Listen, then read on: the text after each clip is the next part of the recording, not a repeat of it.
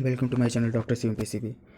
दर्शन शास्त्र MGKBP unit 4 शिक्षा नियोजन एवं आर्थिक विकास संस्कृति एवं शिक्षा रिवीजन क्लास। आइए स्टार्ट करते हैं।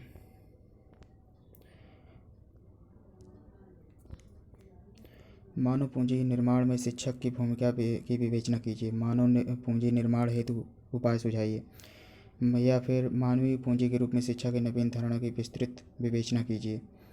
शिक्षा की मानव पूंजी के निर्माण में भूमिका। शिक्षा के बगैर आर्थिक विकास संभव नहीं है। जैसा कि प्रोफेसर मेडल ने कहा है, बहुत बड़ी जनसंख्या का निरक्षर छोड़कर राष्ट्रीय विकास प्रोग्राम शुरू करने की बात मुझे निरर्थक मालूम होती है। आर्थिक विकास हेतु श्रम का गुण ही ज़्यादा महत्वपूर्ण है। अगर अकुशल श्रमिक ज़्यादा देर तक भी काम करें तो भी उनकी प्रति आय कम होगी। निरक्षर एवं अप्रशिक्षित व्यक्तियों में यह आशा नहीं की जा सकती कि वे जटिल मशीनरी का संचालन तथा देख रेख कर लेंगे। उनमें निवेश करके उनकी उत्पादकता बढ़ाई जा सकती है। लोक शिक्षा के माध्यम से ही राज्य प्रभावशाली श्रम पूर्ति तथा राष्ट्र की उत्पादन क्षमता बढ़ा जा सकता है। शिक्षा प्रोग्राम विस्तृत एवं विविध होना जरूरी है। प्राथमिक शिक्षा की जरूरत है ताकि स्कूल जाने की आयु वाला हर बालक अनिवार्य शिक्षा प्राप्त कर सके। यूनिवर्सिटियों हेतु विद्यार्थी प्रदान करने तथा अपेक्षाकृत शिक्षा संबंधी सुविधाएं देने हेतु और ज़्यादा माध्यमिक स्कूल खोलने की आवश्यकता है। इसके साथ ही बिजली वर्करों, शिल्पियों, अध्यापकों, कृषि सहायकों इत्यादि को शिक्षा देने हेतु प्रशिक्षण सेवाओं की आवश्यकता है। उच्चतर शिक्षा श्रेणीकरण में यूनिवर्सिटी शिक्षा एवं अनुसंधान संस्थाएं आती हैं, जो डॉक्टरों, प्रशासकों, इंजीनियरों तथा सब तरह के प्रशिक्षित व्यक्तियों की लगातार ज़्यादा संख्या निकाले। अल्प विकसित देशों में शिक्षा जैसे विस्तृत एवं अनेक रूप में निवेश सिर्फ राज्य की छात्र छाया में ही संभव है। ऐसे देशों में शिक्षा पर निवेश के महत्व पर आवश्यकता के संबंध में दो मत हैं। मानव पूंजी में निवेश अत्यधिक उत्पादक होता है। एक अल्प विकसित देश को कृषि एवं औद्योगिक वर्करों, डॉक्टरों, इंजीनियरों, अध्यापकों, प्रशासकों आदि की आवश्यकता होती है, जो कि वस्तुओं तथा सेवाओं के प्रवाह को ज़्यादा बढ़ाएं। लेकिन वित्तीय साधनों की कमी के कारण बहुसंख्यक लोगों की शिक्षा संबंधी सुविधाएं प्रदान करने की समस्या अल्प विकसित देशों की क्षमता के बाहर की बात है। जो भी निधियां उपलब्ध होती हैं उन्हें प्राथमिकताओं के आधार पर ही विभाजित करना पड़ता है और प्राथमिकताओं के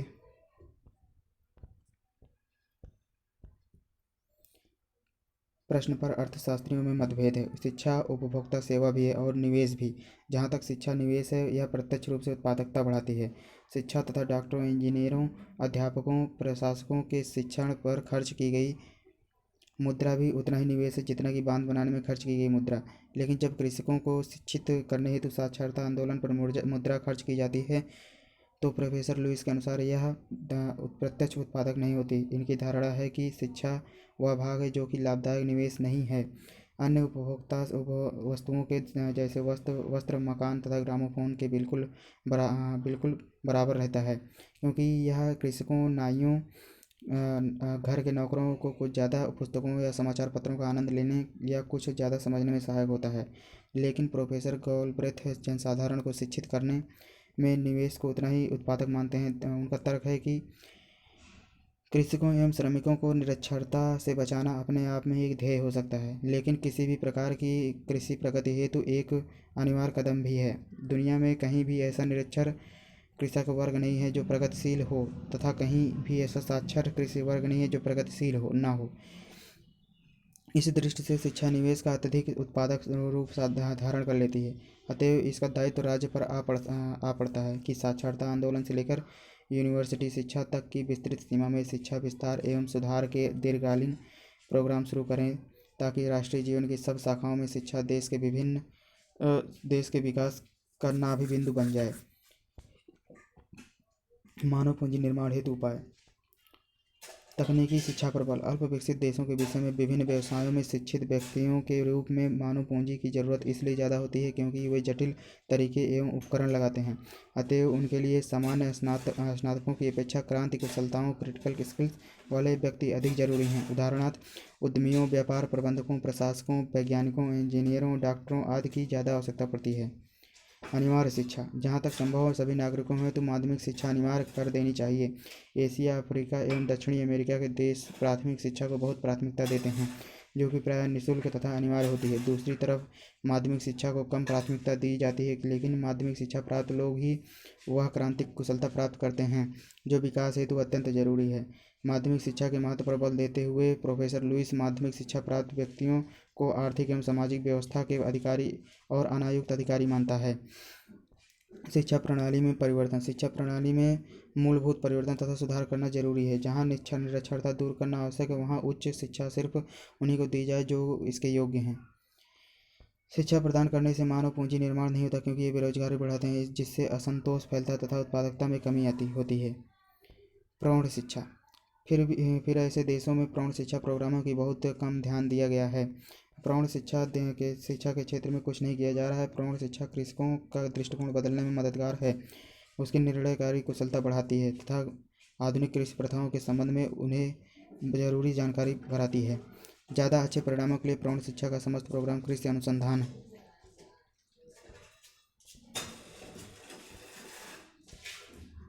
केंद्रों एवं प्रयोगशालाओं से जोड़ देना चाहिए। कृषि प्रधान अल्पविकसित देशों में शिक्षा दोहरा लाभ करती है। यह आकृषि नौकरियों हेतु बच्चों को शहरों में जाने के लिए तैयार करती है। दूसरे, यह नई एवं सुधरी हुई कृषि तकनीकों में दक्षता और ज्ञान भरती है। बच्चों को साधारण शिक्षा भी देनी चाहिए। ग्राम विकास योजना देश की समस्त शिक्षा योजना का अंग होनी चाहिए।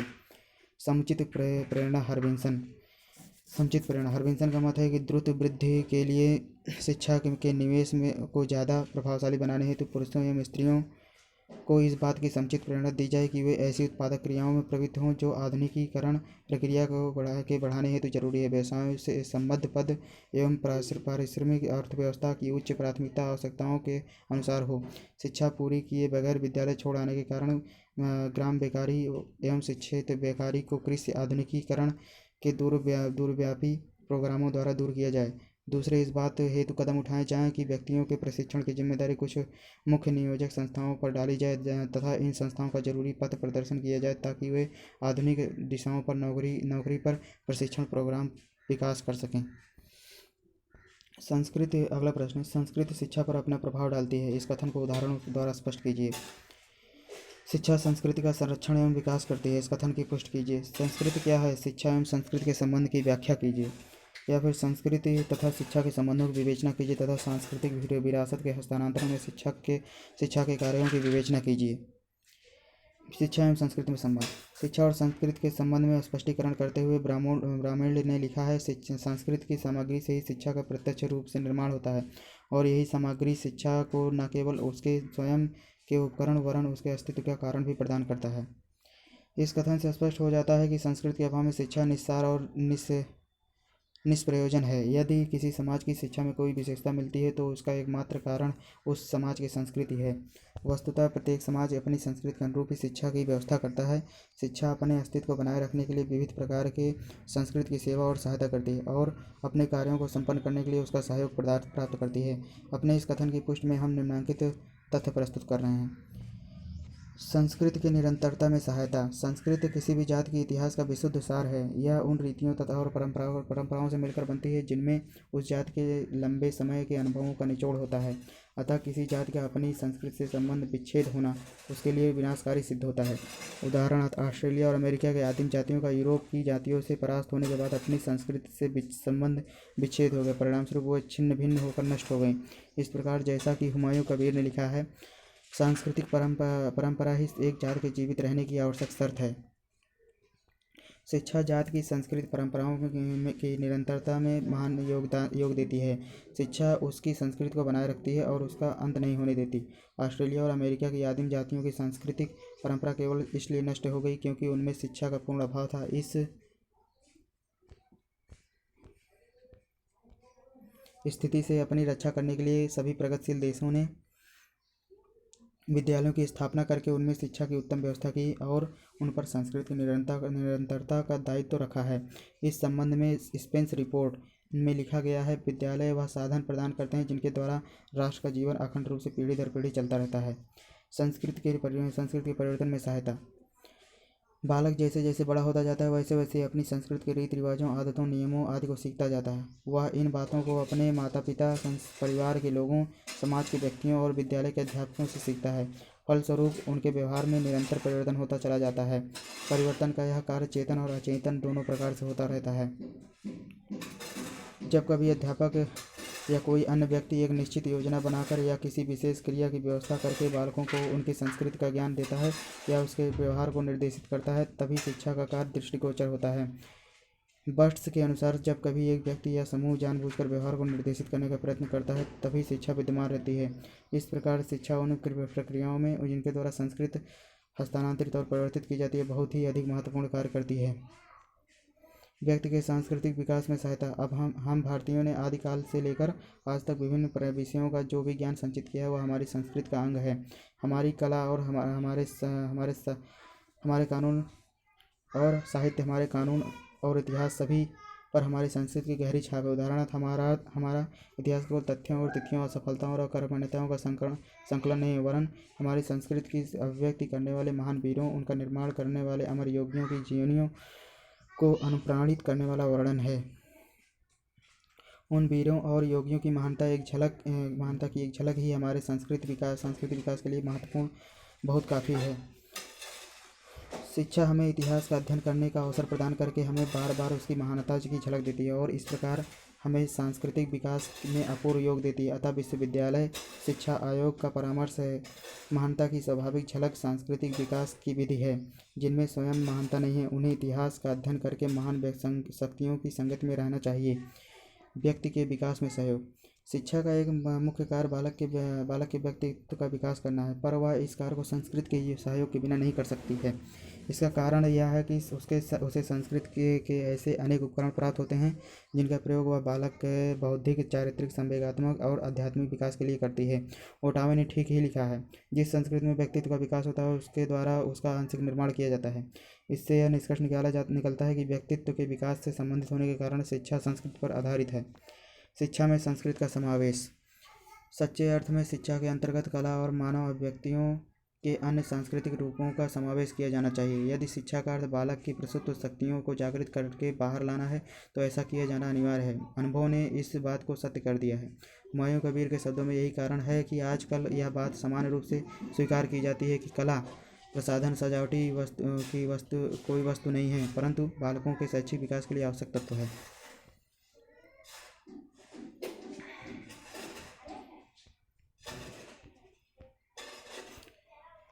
प्रश्न नंबर 9, शैक्षिक नियोजन सामाजिक और आर्थिक नियोजन में किस प्रकार संबंधित है? शैक्षिक नियोजन के प्रमुख सिद्धांतों की व्याख्या कीजिए। शैक्षिक नियोजन से आप क्या समझते हैं, इसकी क्या आवश्यकता है? शैक्षिक नियोजन में मानव शक्ति उपागम का विवेचन भारतीय संबंध में कीजिए। भारत में शैक्षिक नियोजन की क्या आवश्यकता है? इस देश के शैक्षिक नियोजन के गुण दोषों को बताइए। भारत में शैक्षिक नियोजन की क्या आवश्यकता है? देश के शैक्षिक नियोजन के कतिपय गुण दोषों की विवेचना कीजिए। या फिर अथवा शैक्षिक नियोजन से क्या तात्पर्य है? शैक्षिक नियोजन के विभिन्न सोपानों की चर्चा कीजिए। शैक्षिक नियोजन के सिद्धांतों का वर्णन कीजिए। भारत जैसे देश में नियोजन कैसे हो सकता है? शैक्षिक नियोजन, सामाजिक नियोजन और आर्थिक नियोजन का संबंध। शैक्षिक नियोजन का अभिप्राय उस शैक्षिक प्रक्रिया तथा शैक्षिक कार्य से है जिसमें किसी सत्ता द्वारा सभी शैक्षिक, आर्थिक एवं सामाजिक प्रबंध के विस्तृत सर्वेक्षण या छानबीन के आधार पर यह निर्णय लिया जाता है कि शिक्षा प्रत्येक स्तर पर कैसे, कौन सी, कितनी और किस रूप में दी जाए और उसका प्रसार किन लोगों के मध्य किया जाए कि उसका वांछित संख्यात्मक एवं गुणात्मक विकास हो। वस्तुतः व्यावहारिक रूप से नियोजन राज्य की एक सुसंगठित एवं सुसंबंधित प्रक्रिया है जो कुछ निश्चित उद्देश्यों को विशिष्ट समय में पूर्ण करने के उद्देश्य से स्थानीय स्वायत्त शासन या राज्य सरकार अथवा केंद्रीय शासन द्वारा नियंत्रित होती है। शैक्षिक नियोजन में उपलब्ध साधनों एवं सामग्रियों को विशिष्ट महत्व दिया जाता है और उनके क्रमबद्ध उपयोग की व्यवस्था की जाती है। साधन एवं सामग्री की दृष्टि से जब आर्थिक योजना में शिक्षा विकास का कार्यक्रम भी समन्वित कर लिया जाता है तो इसे शिक्षा का समग्र नियोजन कहा जाता है। देश में पंचवर्षीय योजना में शिक्षा का ऐसा ही नियोजन कर उसे संपूर्ण विकास योजना का एक प्रमुख अंग बना लिया गया है। शैक्षिक नियोजन देश में आर्थिक साधनों के द्वारा देश के नागरिकों को शैक्षिक सुविधाओं एवं अवसरों को देने तथा इस दिशा में आर्थिक साधनों का अधिकतम उपयोग करने का माध्यम है। संक्षेप में हम कह सकते हैं कि शैक्षिक नियोजन का आशय उस प्रक्रिया अथवा शैक्षिक प्रशासन के उस अंग से है जिसमें शैक्षिक विकास शिक्षा के वांछित संख्यात्मक एवं गुणात्मक विकास के लिए देश की सामाजिक आर्थिक परिस्थितियों को समक्ष रखते हुए उपलब्ध साधनों एवं सामग्री का इस प्रकार अधिकतम उपयोग करने की योजना बनाई जाती है कि निश्चित समय में शैक्षिक लक्ष्यों की प्राप्ति की जा सके। शैक्षिक नियोजन के उद्देश्य, महत्व एवं उपयोगिता। वस्तुतः शिक्षा के वांछित संख्यात्मक एवं गुणात्मक विकास में शैक्षिक नियोजन का विशिष्ट महत्व व उपयोगिता है, जैसा कि उसके निश्चित उद्देश्य से स्पष्ट होता है। शिक्षा के विकास में मानवीय संसाधनों या कर्मचारियों का उचित प्रयोग करना ताकि वे शिक्षा विकास के उन्मुख हो सकें।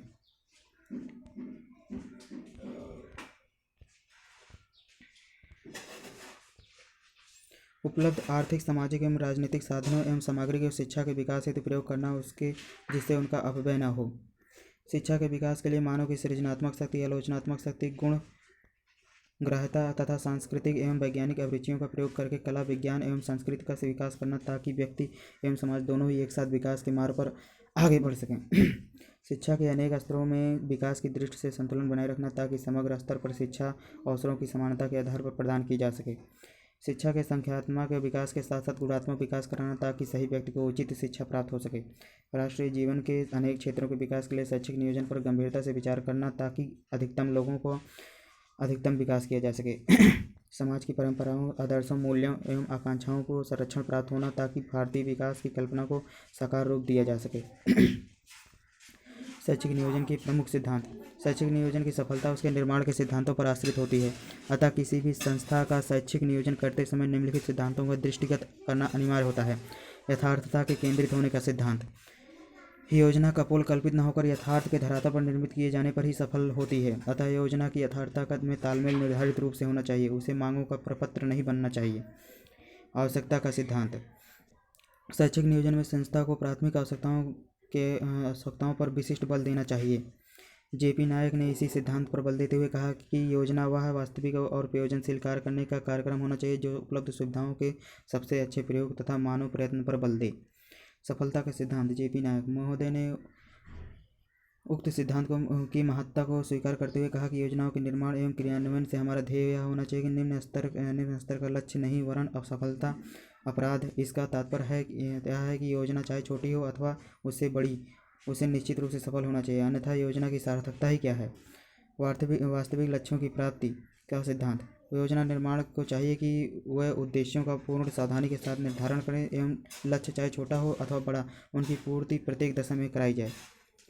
साधनों एवं स्रोतों के अधिकतम उपयोग का सिद्धांत। शैक्षिक संस्था का नियोजन इस प्रकार से किया जाए कि संस्था संबंधी समस्त साधनों एवं स्रोतों का पूर्णतः लाभकारी उपयोग हो जाए। उपयोगिता का सिद्धांत। शैक्षिक योजना इस प्रकार होनी चाहिए कि उसे संस्था की उपयोगिता प्रत्येक दृष्टि से बढ़ती हुई नजर आए। आर्थिक नियोजन का अर्थ एवं परिभाषा। जब सन 1947 में भारत की राजनीतिक स्वतंत्रता प्राप्त की है तो उसका अनुभव यह किया गया कि आर्थिक स्वतंत्रता और आत्मनिर्भरता के बिना राजनीतिक स्वतंत्रता अधूरी रह जाएगी। अतः देश के विकास कार्यक्रमों के संचालन के लिए आर्थिक नियोजन का मार्ग अपनाया गया और 1 अप्रैल सन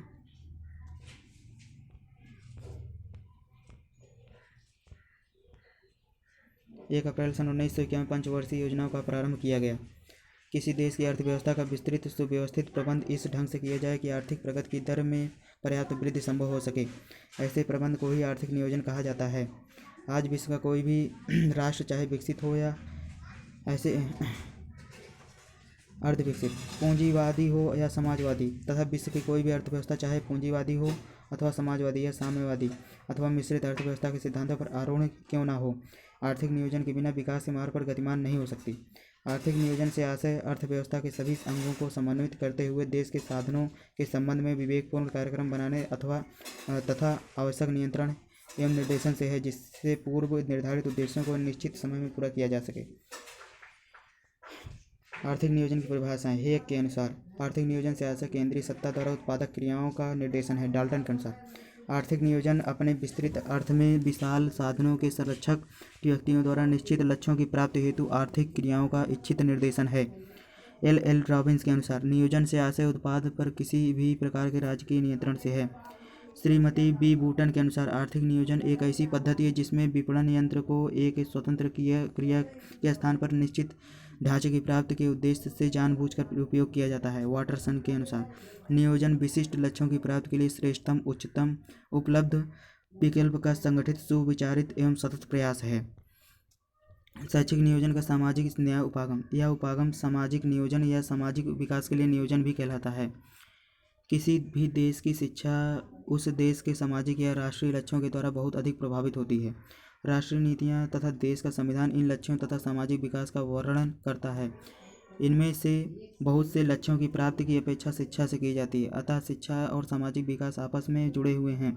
शैक्षिक तंत्र के लिए यह आवश्यक हो जाता है कि वह इन लक्ष्यों की प्राप्ति में योगदान दे। इसलिए शैक्षिक नियोजन में सामाजिक विकास के उन अपेक्षित लक्ष्यों को ध्यान में रखा जाता है जिनकी प्राप्ति शिक्षा के माध्यम से की जाती है। सामाजिक न्याय सामाजिक विकास का एक महत्वपूर्ण लक्ष्य है। किसी देश के व्यक्तियों की शिक्षा के लिए योजना बनाते समय इस लक्ष्य की प्राप्ति के लिए प्रावधान करना शैक्षिक नियोजन में सामाजिक न्याय उपागम है। सामाजिक न्याय का तात्पर्य देश के सभी व्यक्तियों को विकास के लिए सुविधाओं एवं समान अवसर प्रदान करना है।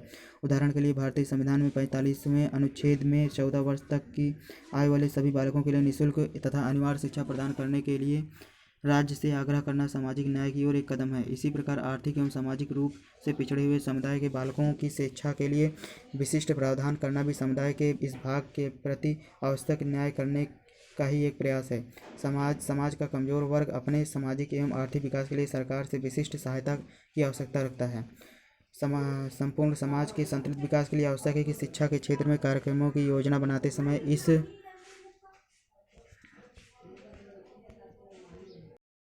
इस प्रकार के विशिष्ट प्रावधानों की व्यवस्था की जाए। शैक्षिक नियोजन के समय इस प्रकार के विचारों को ध्यान में रखना शैक्षिक नियोजन में सामाजिक न्याय उपागम को अपनाना है।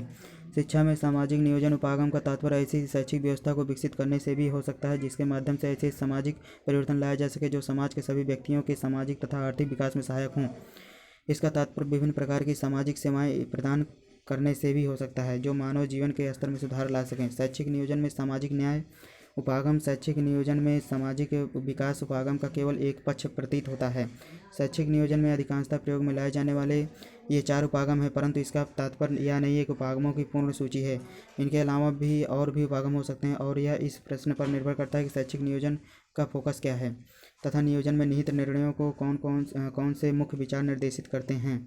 ये सभी उपागम किसी न किसी प्रकार आपस में संबंधित हैं। ऐसा नहीं है कि किसी शैक्षिक योजना को तैयार करते समय एक समय पर एक ही उपागम को अपनाया जाए।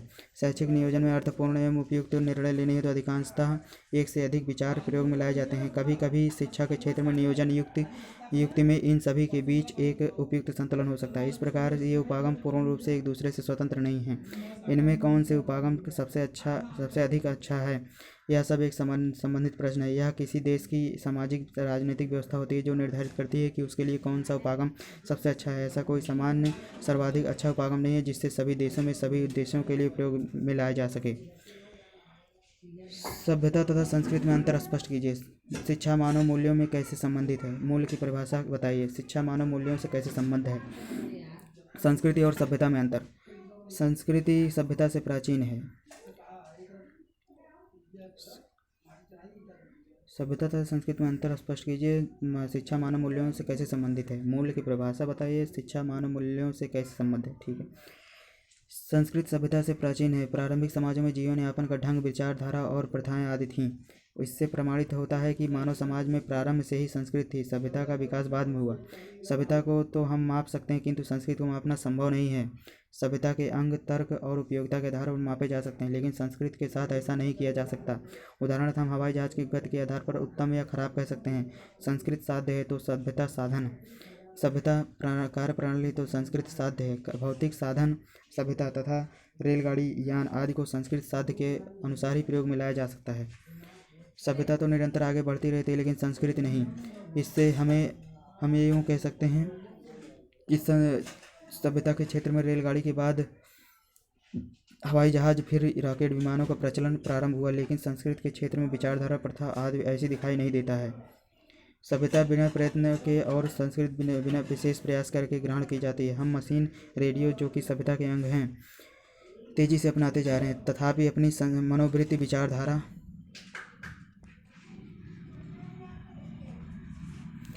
और परंपरा में कोई परिवर्तन नहीं ला रहे हैं। हमने देखा कि पाश्चात्य शिक्षा पाया व्यक्ति भी यदि कोई घर से निकले तो घर से निकलने पर छींक दे तो थोड़ी देर के लिए रुक जाता है। संस्कृति रूढ़िवादी है जबकि सभ्यता प्रगतिवादी है। संस्कृति क्षेत्र में परिवर्तन सहज नहीं है, यहाँ विरोध होता है। इसके विपरीत सभ्यता के क्षेत्र में नए नए आविष्कार सदा ही होते रहते हैं।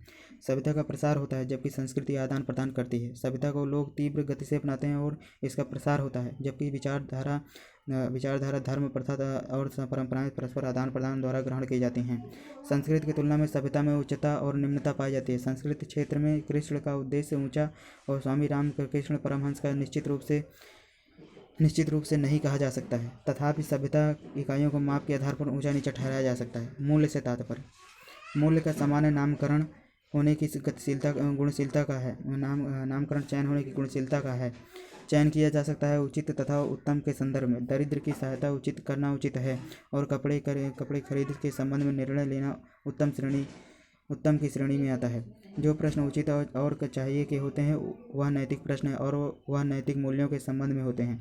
जो प्रश्न अच्छे और बुरे के संबंध में होते हैं वह सदैव नैतिक प्रश्न नहीं होते,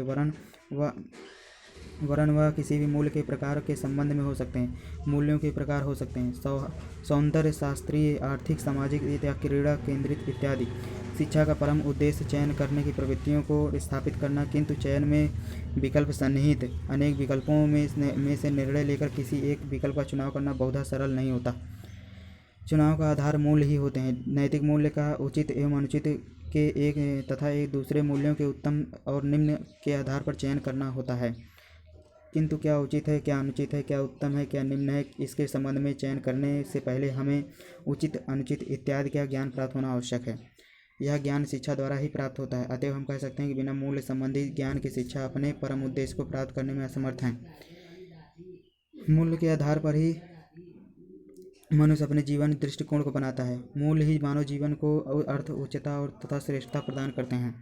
मानव न्याय, प्रेम इत्यादि को उचित मानता है या उसके जीवन के आदर्श बन जाते हैं। यह निर्णय लेने की न्याय, प्रेम, सत्य, मित्रता आदि उचित तथा उत्तम है, उसे शिक्षा द्वारा सिखाया जा सकता है। शिक्षा उसे विभिन्न विकल्पों के रूप में वह विकल्प चुनना सिखाती है जो मानव तथा समाज दोनों के लिए उचित है।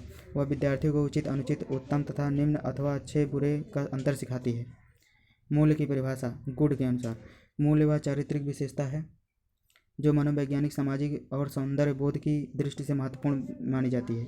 मिल्टन के अनुसार मूल्य ओस की बूंदों जैसा नहीं है जो ऋतु विशेष में दिखलाई देती है। इनका वास्तविकता से घनिष्ठ संबंध होता है और इनकी जड़ें काफ़ी गहरी होती हैं। आलपोर्ट के अनुसार मूल्य मानव विश्वास है, इसके आधार पर मनुष्य वरीयता प्रदान करते हुए कार्य करता है।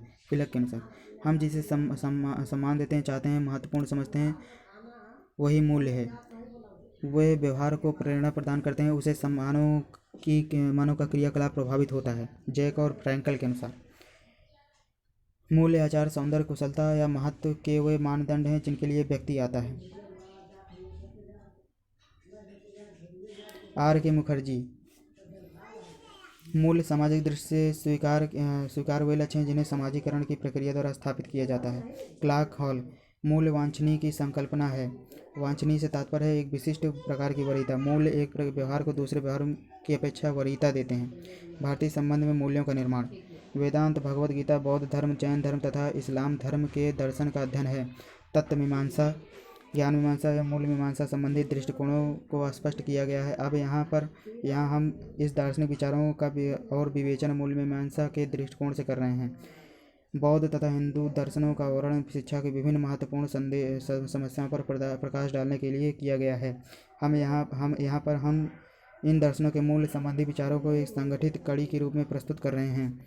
दार्शनिक विचारों के अनुसार शिक्षा को एक मानव के सामाजिक व्यवस्था एवं ब्रह्मांड की मौलिक प्रकृति के साथ पारस्परिक अनुकूल की प्रक्रिया मानना चाहिए। इस प्रक्रिया में व्यक्ति अपना अनुकूलन अपने संसार के साथ और तथा अपने संसार का अनुकूलन अपने साथ करता है, जबकि यह सत्य है कि जीवन विचार का निर्धारण करता है। यह भी सत्य है कि विचार जीवन का निर्धारण करता है। चिंतन हमारे विश्वासों और आचरण पर प्रभाव डालता है। भारतीय विचारकों के विचार ज्ञान तथा विज्ञान पर बहुत कुछ केंद्रित रहे हैं। महत्वपूर्ण प्रश्न यह है कि यह चिंतन हमारे सफल जीवन के लिए कितना प्रेरणादायक है तथा आज के संसार में कितना व्यवहार को निर्देशित कर सकता है।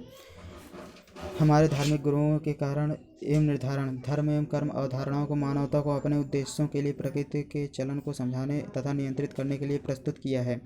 वह अपने में ही मानव की मानसिक सृजनता के प्रमाण हैं। दोनों हिंदू और बौद्ध दर्शन इस पर बल देते हैं कि मानव अपनी स्वतंत्रता अपने निर्धारण संबंधी अवधारणा को अपने व्यवहार में प्रयोग करके प्रदर्शित करता है। अपने दार्शनिकों ने एक ऐसे संसार की धारणा दी है जिसमें व्यक्तित्व की स्वतंत्रता मान्य है। ऐसा संसार जिसमें मन पदार्थ की व्याख्या करता है, ना कि पदार्थ मन की व्याख्या करे। एक ऐसा संसार जिसमें मानव अपने उद्देश्यों को पाने के लिए अपने समाज का पुनः निर्माण करता है। यथार्थता मन की प्रकृति है और मन की प्रकृति अपने आप को जाहिर करना तथा वर्णन करना है। यह सब बातें ही मानव के इस विश्वास को उपयुक्त प्रकट करती हैं कि स्वतंत्र नैतिक प्राणी है शिक्षा उपरोक्त विचारधारा के अनुसार मानव मूल्यों को सिखा देती है। मानव स्वतंत्र है, वह अपने मार्ग स्वयं चुनता है। शिक्षा उसे उपयुक्त मार्ग चुनने में सहायता प्रदान करती है, वह उसमें नैतिकता को बढ़ावा दे सकती है।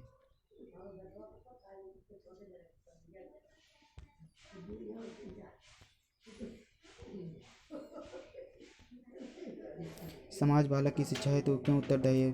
विस्तार से प्रकाश डालिए। समाज का शिक्षा पर प्रभाव। समाज प्रकृति तथा आदर्श का प्रभाव। उपयुक्त तथ्यों से स्पष्ट है कि जैसे समाज की प्रकृति एवं आदर्श होंगे वैसे ही उसकी शिक्षा होगी।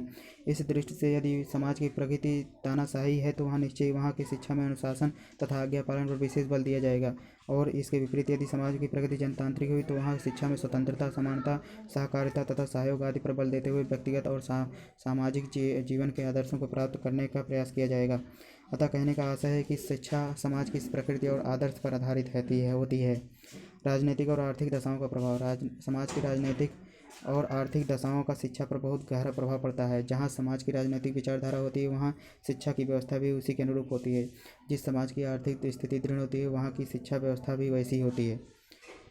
धार्मिक दशाओं का प्रभाव। समाज के धार्मिक विचारों, मूल्यों, मान्यताओं और आदर्शों का शिक्षा पर अत्यंत प्रभाव पड़ता है। जहाँ के लोग धार्मिक दृष्टि से कट्टर होते हैं वहाँ वह अपने बालकों को अपने धर्म की शिक्षा ही देते हैं और उनकी नज़रों में दूसरे धर्म का कोई महत्व नहीं होता। अपना देश एक धर्मनिरपेक्ष देश है, अतः यहाँ किसी धर्म विशेषता की कट्टरता के साथ शिक्षा न देते हुए धर्म से सामान्य सिद्धांतों की शिक्षा दी जाती है। सामाजिक दृष्टिकोण का प्रभाव। सामाजिक दृष्टिकोण शिक्षा प्रभावना पर अत्यंत प्रभाव डालते हैं। उदाहरण के लिए जहाँ जिस समाज के लोग रूढ़िवादी होते हैं वहाँ उस समाज की शिक्षा परंपरागत होती है, और जिस समाज का दृष्टिकोण प्रगतिशील होता है वहाँ की शिक्षा में नवीन सिद्धांतों और नवीन शिक्षण विधियों को शिक्षा में स्थान दिया जाता है। सामाजिक दृष्टिकोण का प्रभाव। यहाँ स्पष्ट हो चुका है कि जब समाज की स्थिति में परिवर्तन आता है तो शिक्षा का स्वरूप भी तुरंत परिवर्तित हो जाता है। उदाहरण के लिए भारतीय समाज में सबसे पहले शिक्षा प्राप्त करने का अधिकार केवल उच्च वर्ग के लोगों के लिए ही सुरक्षित था, परंतु वह जैसे जैसे समाज के आदर्श और आवश्यकताएं बदली शिक्षा का स्वरूप भी परिवर्तित हो गया। सामाजिक आदर्शों में मूल्यों का प्रभाव। सामाजिक आदर्शों में मूल्यों का भी शिक्षा पर अत्यंत प्रभाव पड़ता है। उदाहरण स्वरूप प्राचीन काल में धार्मिक, नैतिक और आध्यात्मिक मूल्यों एवं आदर्शों को महत्व दिया जाता था, तो शिक्षा व्यवस्था भी उसी पर आधारित होती थी। शिक्षा का समाज शास्त्र पर प्रभाव। जिस प्रकार समाज की शिक्षा पर प्रभाव पड़ता है उसी प्रकार शिक्षा का समाज पर भी प्रभाव पड़ता है, जिसे समझा जा सकता है निम्न प्रकार से। सामाजिक परिवर्तन एवं सामाजिक सुधार। ओटावे के अनुसार शिक्षा सामाजिक परिवर्तन में महत्वपूर्ण कार्य करती है, साथ ही शिक्षा सामाजिक सुधार एवं उन्नत करती है। शिक्षा बालकों को इस योग्य बनाती है कि वे समाज के प्रचलित कुरीतियों में आवश्यक सुधार कर सकें।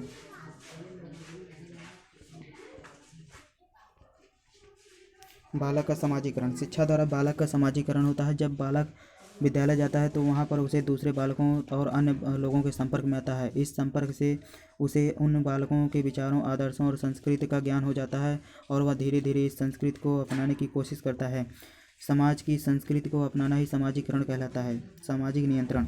शिक्षा सामाजिक नियंत्रण के लिए अपनी अहम भूमिका निभाती है। यदि शिक्षा सामाजिक नियंत्रण की प्रक्रिया में अपना योग न दे तो समाज में सुधार लाना, उसमें व्याप्त कुरीतियों, रूढ़िवादिता को समाप्त करना मुश्किल हो जाए। अतः सामाजिक उन्नति के लिए सामाजिक नियंत्रण अति आवश्यक है। सामाजिक विरासत का संरक्षण। शिक्षा समाज की संस्कृति तथा सभ्यता को विभिन्न साधनों द्वारा सुरक्षित रखते हुए समाज के अस्तित्व को बनाए रखती है। यदि शिक्षा ऐसा न करे तो समाज रसातल को चला जाएगा। सामाजिक विरासत का संरक्षण शिक्षा द्वारा ही संभव है, क्योंकि इस प्रत्येक समाज को अपनी रीति रिवाज, मान्यताएं, परंपराएं होती हैं और सभी शिक्षा द्वारा ही संरक्षित होते हैं। समाज का राजनीतिक एवं आर्थिक विकास। शिक्षा समाज के राजनीतिक एवं आर्थिक विकास में महत्वपूर्ण योगदान सहयोग प्रदान करती है, क्योंकि सभी राजनीतिक गतिविधियों, विचारधाराओं, आर्थिक उन्नति, नीतियों और विकास का ज्ञान शिक्षा द्वारा ही प्राप्त किया जा सकता है। ये ही एक सशक्त माध्यम है और जब इनका ज्ञान होगा तभी समाज भी उन्नति के पथ पर अग्रसर होगा। सामाजिक संभावना की जागृति। व्यक्ति और समाज एक दूसरे के पूरक हैं, इनका बहुत ही गहरा संबंध होता है। समाज में रहकर ही वह अपनी उन्नति कर सकता है, समाज में रहकर ही वह परोपकार कर सकता है। उसके लिए सामाजिक भावना का ज्ञान होना अत्यंत आवश्यक है और यह महान कार्य से शिक्षा के द्वारा ही संभव है। सामाजिक भावना के जागृत होने पर ही बालक अपने भावी जीवन में समाज हित के कार्यों को करते हुए समाज की भलाई को ही अपनी भलाई समझने लगता है, अतः वह सबके सुख में अपने सुख को देखने का प्रयास करता है। उपयुक्त बातों से स्पष्ट है कि समाज और शिक्षा एक दूसरे के पूरक हैं, इनका अटूट संबंध है। जैसी शिक्षा होती है वैसा ही समाज होता है, या यूँ कहें जैसा समाज होता है वैसे ही शिक्षा होती है। शिक्षा समाज का नव निर्माण करती है, दोनों में ही अत्यंत घनिष्ठ संबंध है। शिक्षा के प्रति समाज में के कर्तव्य। शिक्षा व्यक्ति और समाज के विकास में अपनी अहम भूमिका निभाती है, अतः समाज का कर्तव्य है कि वह उचित शिक्षा व्यवस्था करे तथा इसके लिए अपने दायित्वों को पूर्ण करे। अतः संक्षेप में शिक्षा के प्रति समाज के दायित्वों को निम्न प्रकार से देखा जा सकता है। शिक्षा की उचित व्यवस्था, विद्यालयों की स्थापना, व्यावसायिक शिक्षा की व्यवस्था, पुस्तकालयों और वाचनालयों की व्यवस्था, व्यायामशालाओं की व्यवस्था, सांस्कृतिक तथा साहित्यिक शिक्षा की व्यवस्था, खेल मैदानों की व्यवस्था, प्रौढ़ शिक्षा एवं स्त्री शिक्षा की व्यवस्था।